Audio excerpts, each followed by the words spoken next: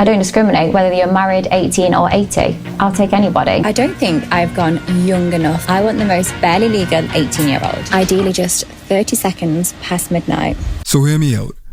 Bonnie Blue is the Mr. Beast of OF. I am going to do a world record of 1,000 men in 24 hours. Bonnie Blue's petting zoo. If you don't know what this is, this woman is about to be tied up in a glass box and is prepared to invite 2,000 men to come and do whatever they want to her. But what if I told you that a 1,000 man train and a human petting zoo is the least controversial things about Bonnie Blue? I cannot wait from the 18th of November to be doing my favourite hobby, pleasuring barely legal 18-year-olds. So boys, I cannot wait to see you and let's have a lot of fun. Today we investigating the Goonolympics of Bonnie Blue on today's Fun Friday.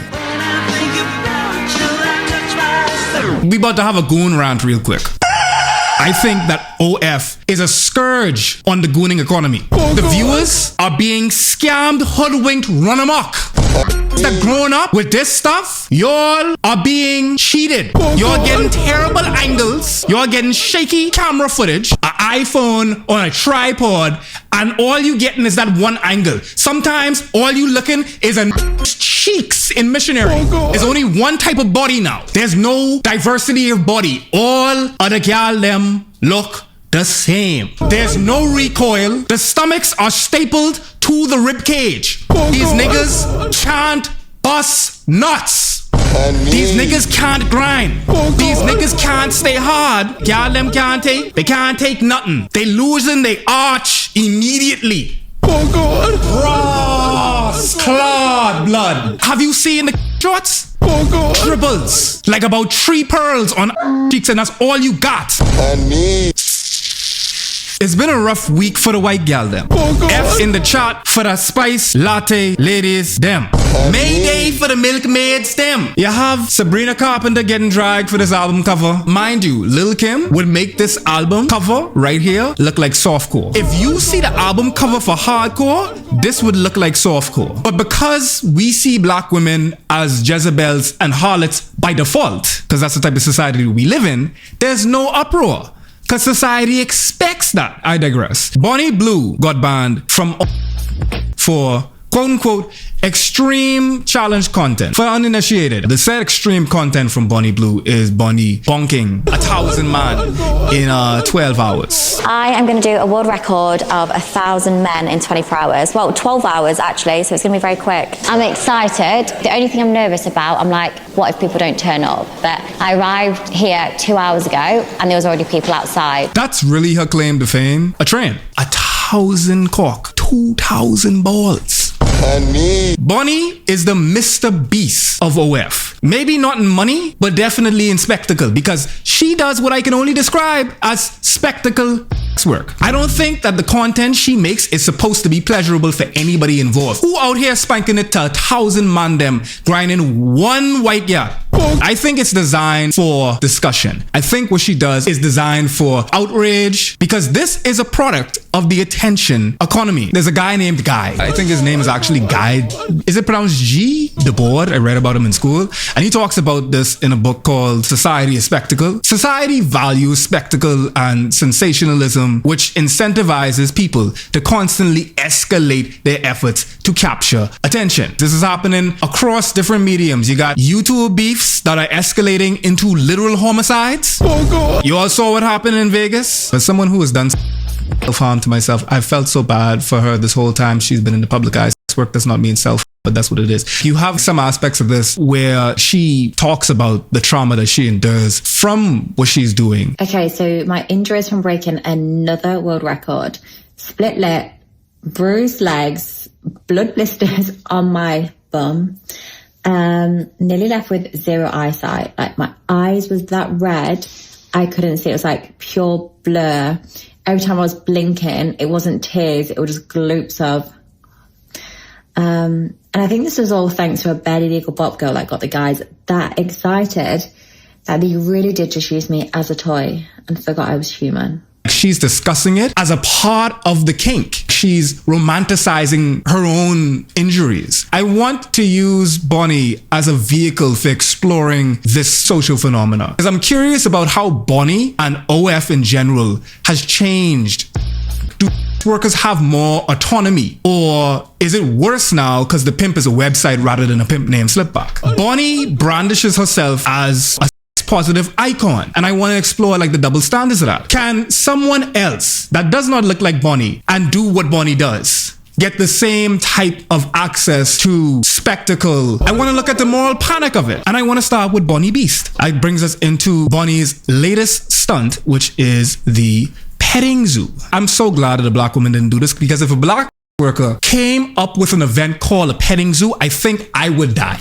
I would sign out of life. Bonnie Blue's petting zoo.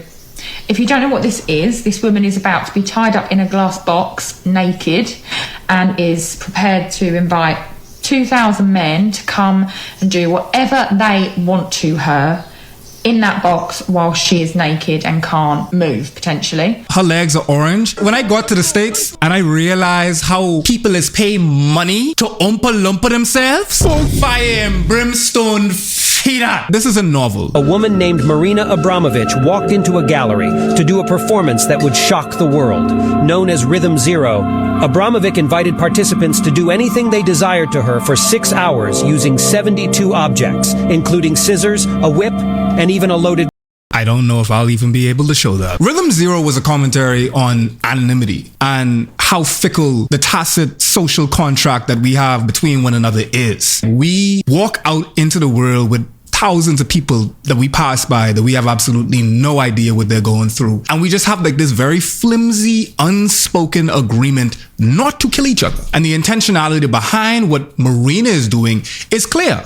It's couched in the framing of a social experiment. Why do men want to inflict pain on women the first chance they get? You know the answer to this. A lot of men love vagina, hate women. Not all women have vaginas, but a lot of man them passionate about pum pum absolutely hate women. What Bonnie is doing, she doesn't definitely claim that her petting zoo or like her 1,000 man train is anything like that. Bonnie is pushing the boundaries of work. Whether we care to admit it or not, like she is, that will shake up the industry, and it has.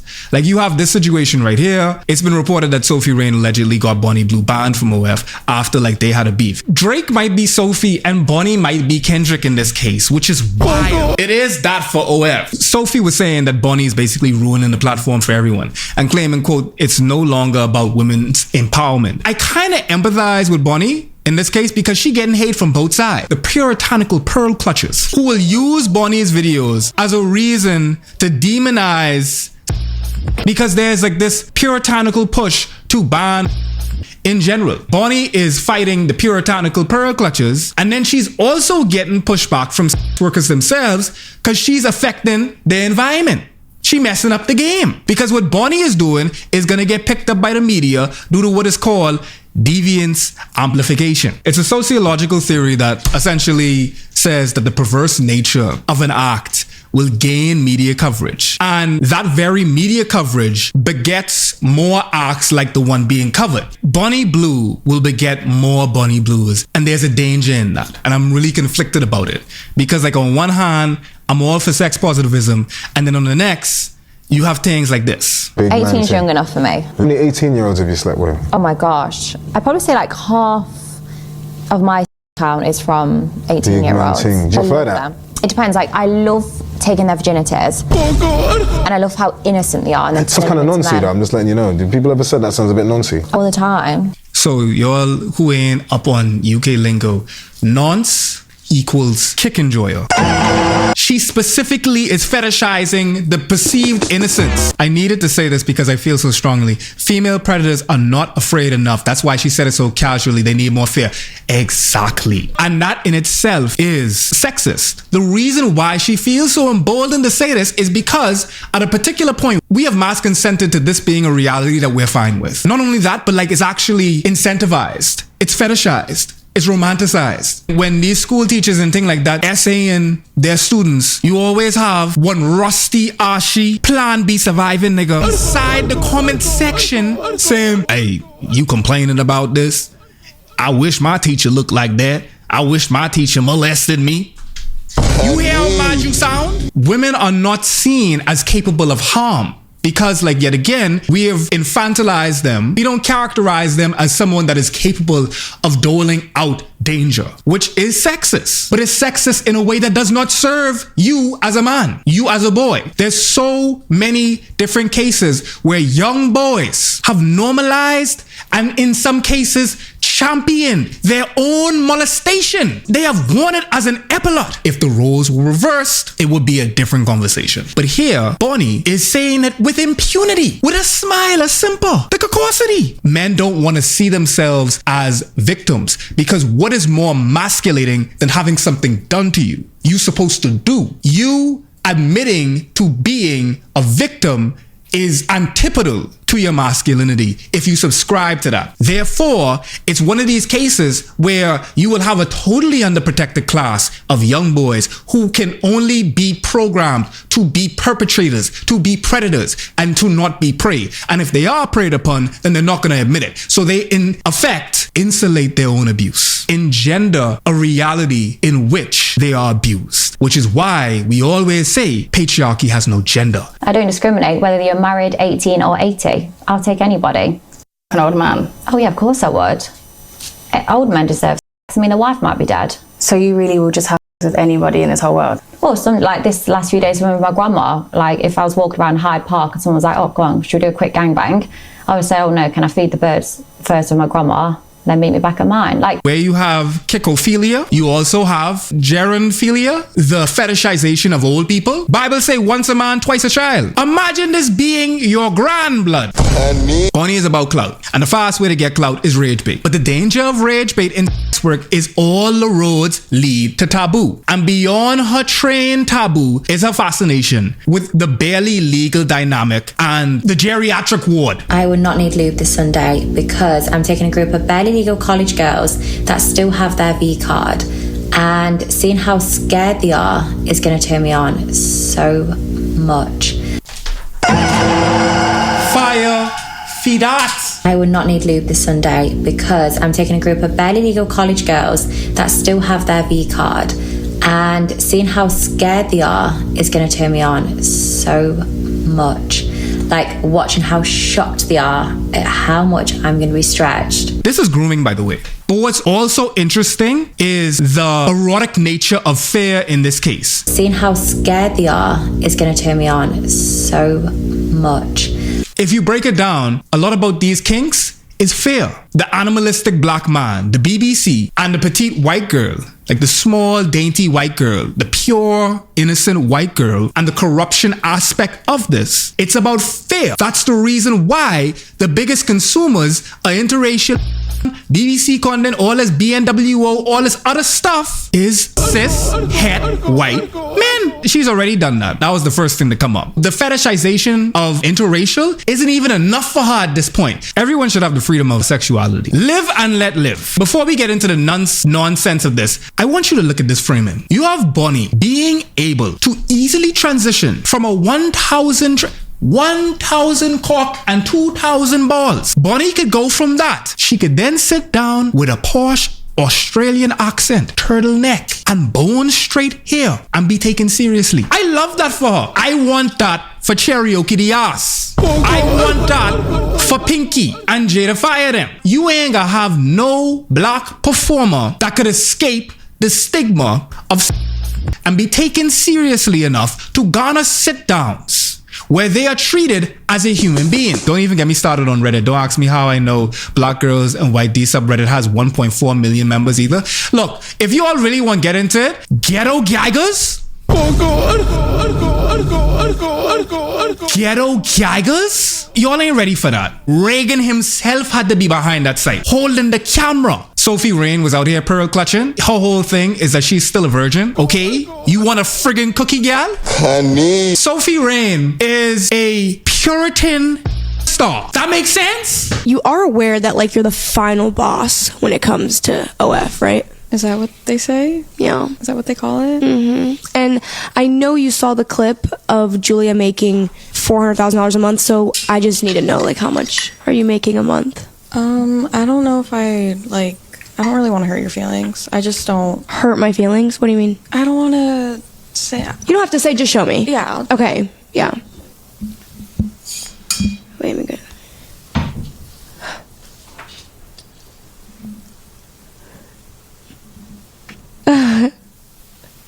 actually like kind of tearing up. $4 million? I'm mad, you know. I'm mad. From the makers of the Ginyu Force, the Goon Force. Genuinely do think that she's pedo bait. This begs the question though, what gets to be art? Bonnie pushing the extremes of spectacle and she's being reported on as a positive feminist icon, but y'all run Pinky out the industry with AIDS allegations. The disparity between black workers and non-black isn't like an age-old phenomenon. Like we've been seeing this. It was a thing before OF and now you can see it clearly because the top creators, the peak of OF, like a mountain. The higher you go, the more snow. Oh God. When you white, you have the flexibility, that humanity. When you black, use a BBC. Use a category. Use a one category. We mentioned Sophie Rain earlier, and I'd be remiss not to mention that the Bop House. For y'all that don't know, the Bop House is a content house, but for OF models. And I use the term content house loosely because it's a yassified brothel. Not to mention that they also fall into the grooming aspect as well. The issue with this child, Piper Raquel, being in the Bop House is that this was her mom's way of soft launching her into the industry as they build up to her 18th birthday, and that is disgusting. Leading up to her 18-year-old birthday. That's the same thing that they did with Bad Baby, you know. This was clearly a planned collaboration that had to be scheduled and cleared with both of their teams. We know that Tiffany, Piper's mom, runs her team, and there's absolutely no coincidence that Piper's mom scheduled this collaboration with Sophie Rain because Sophie Rain is known for making $50 million in her first year as an S worker because of how young she looks. This is the kid fluencing to work pipeline, and that need a video in itself because it reminds me vaguely of the Miss Shirley thing going around. It's so nice to meet you. Thank you. Oh, you gonna show us how to line dance? Yeah. All right.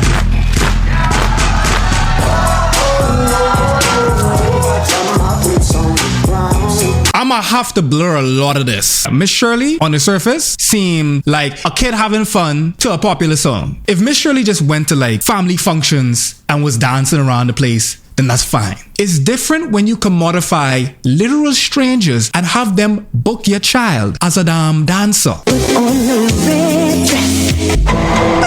They focusing on putting this child in a red dress in heels and then they having a dance to the song. I know for sure a parent has to know what be going on the internet. So for you to purposely put on baby making music, allow your child to put on heels, red dress, and lecherously put on lipstick for an actual audience. You, the parent, are putting your child in a position to be preyed upon. The child then goes on to be booked for shows like this.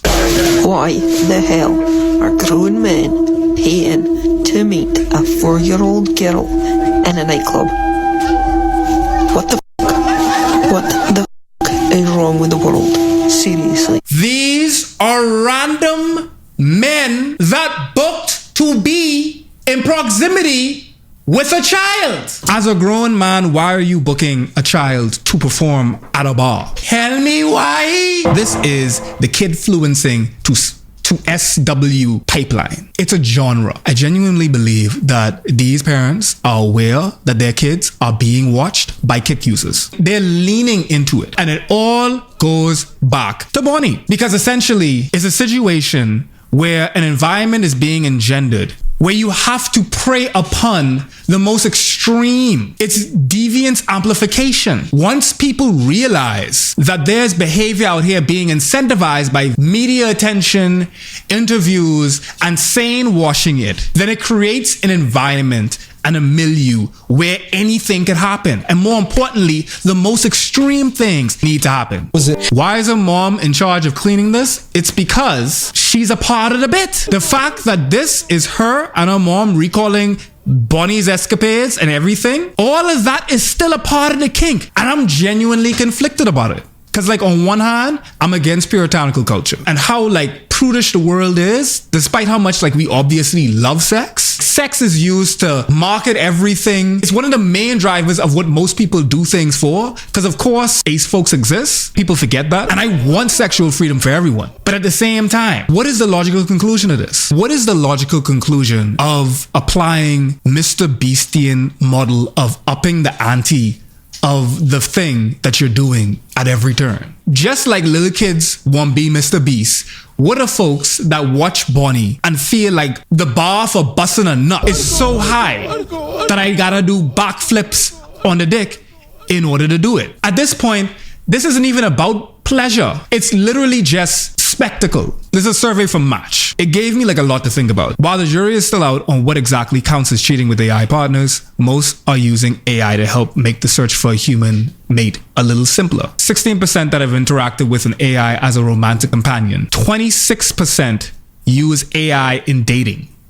11% for profiles, 10% for first messages, 44% want AI to help filter matches, and 26% say AI made dating easier for them. And then 40% say having an AI boyfriend / girlfriend is cheating. What I find interesting about this is just the way in which humanity is being phased out at almost every facet of the human experience. I mean, if Tinder wasn't already dehumanizing enough, you have AI filtering out options. It's absolutely very difficult to even date in real life. I mean, like, niggas just absolutely being unhinged. Going out on in real life dating is actually dangerous. With AI at the helm of this, you have this entire environment where we're being desensitized to very human aspects. You have Bonnet Beast out here doing spectacle sex. This isn't about connection, and mind you, all sex isn't about connection. Sometimes you just want to have sex. At a particular point,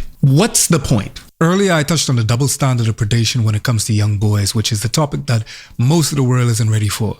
But if you are, then you definitely ought to watch my video, It's Only Grooming If It's Gay, where I dive into how age gaps are treated differently across sex and gender, starring talented creators like Allura Nadi and Conscious Lee. It details society's mass consent of young people in unequal romantic dynamics with much older people, as well as how those very young people are groomed into being in those very relationships. In fact, there are some rather harrowing and vulnerable confessions in the extended cut of this video from our guests that are far too sensitive to be on any other platform than my streaming service, Nebula. You can get my videos ad-free, early, and extended on Nebula, as well as exclusive videos from thoughtful creators like Cap Black and FD Signifier. Because Nebula is our home to prestigious pieces you won't find anywhere else, like Broey Deschanel's Taboo on Screen, a series that investigates the many ways that taboos are presented and received in popular filmmaking. It explores a variety of films that attempt to shed light on the shunned, fringe, and uglier aspects of the human condition. And you can imagine why it can only be on our streaming service Nebula.